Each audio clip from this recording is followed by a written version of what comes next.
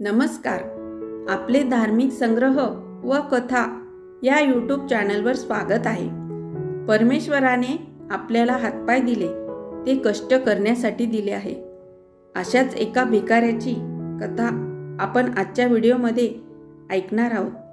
पण त्याआधी चॅनलवर जर पहिल्यांदाच आले असाल तर चॅनलला सबस्क्राईब करा आणि सोबत बेल आयकॉनला क्लिक करायला विसरू नका, जेणेकरून तुम्हाला नवनवीन व्हिडिओचे नोटिफिकेशन मिळत राहील. एक भिकारी होता. तो दररोज दारोदार भिक्षा मागे, परंतु त्याला पोटभर भिक्षा मिळत नसे. देवानेच मला पोट दिले आहे, मग पोटभर भिक्षा का देत नाही, हा प्रश्न त्याला नेहमी पडत होता. तो मनाशी नेहमी विचार करायचा. मला जर देव भेटला तर मी त्याला प्रश्न विचारीन, देवा, तू पोट दिले आहे ना, मग तूच पोटाला का देत नाही? हातात पोट घेऊन मला का फिरवतोस? पण तो मनाशीच हसायचा आणि म्हणायचा, देवाला जाप कशाला विचारायचा?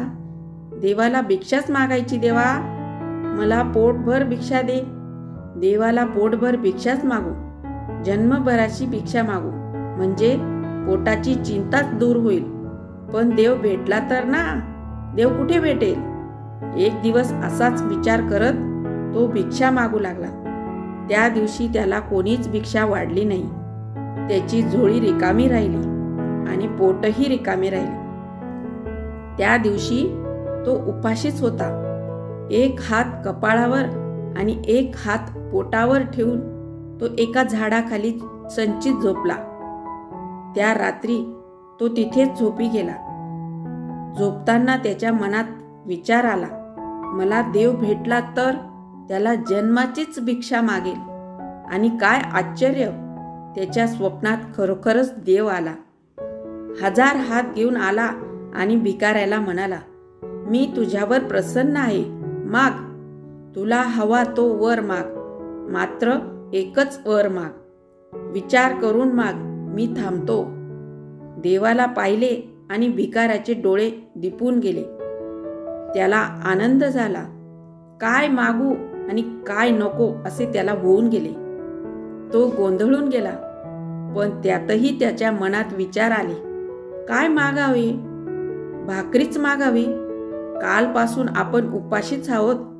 जन्मभर पुरतील एवढ्या भाकरी मागून घ्याव्यात. पण नुसतीच भाकरी मागायची आणि ती कोरडीच खायची का? देवाला भाजी भाकरी मागू, जन्मभर पुरेल एवढी भाजी भाकरी. पण छे, एवढा देव भेटला, माझ्यावर प्रसन्न झाला आहे आणि मी त्याला काय भिकाऱ्यासारखी भाजी भाकरी मागायची? देव हसेल मला. आणि त्यालाच हसू आले. त्याने ठरवले, भाजी भाकरी मागायची नाही. आपण पैसे मागू, खूप पैसे मागू, लाख रुपये, करोडो रुपये. पण त्याच्या मनात विचार आला, देव करोडो रुपये देईल, पण ते ठेवणार कुठे? झोळीत. पैसे ठेवायला तिजोरी हवी, भरभक्कम तिजोरी. आपण देवाला भरभक्कम तिजोरीच मागावी. पण पुन्हा त्याला शंका आली, अरे पण ती तिजोरी ठेवणार कुठे? झाडाखाली? छे छे, किती मूर्ख आहे मी. तिजोरी ठेवायला घर लागेल. आपण देवाला घरच मागू, एक टुमदार घर. पण हाही विचार पक्का झाला नाही. त्याला शंकेने घेरलेच. त्याने शंका काढलीच, देव घर देईलही, पण घरात मी एकटाच राहू.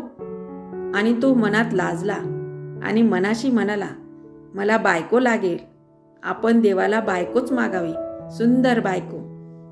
ठरले, मनाशी फक्के ठरले. देवाला बायकोच मागायची. आणि तो हात जोडून देवासमोर उभा राहिला. आता तो देवाला बायको मागणार. इतक्यात पुन्हा विचार पालटला. देव बायको देईलही, पण मुलाशिवाय घराला शोभा नाही. देवाला मुलगाच मागायची. आता त्याचा विचार निश्चित झाला आणि तो म्हणाला, देवा, मला एक मुलगा दे.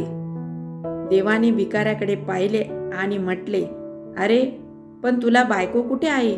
भिकारी म्हणाला, देवा, मला बायकोच दे, सुंदर बायको. देवाला हसू आले. आपले हसू दाबत देव म्हणाला, अरे पण बायकोला ठेवणार कुठे? झाडाखाली? उघड्यावर? त्यासाठी तुला टुमदार घर लागेल. घर का मागत नाही? हो हो देवा, मला घरच हवे, मला घरच दे. भिकारी पार गोंधळून गेला. देव म्हणाला, ठीक आहे, समजा तुला घर दिले, पण घर खर्च चालवणार कसा? घर खर्चाला पैसे नको? भिकारी म्हणाला, देवा, तू माझ्या मनातले ओळखलेस. खरेच तू देव आहेस, भक्ताच्या मनातले जाणतो. देवा, मला पैसेच दे.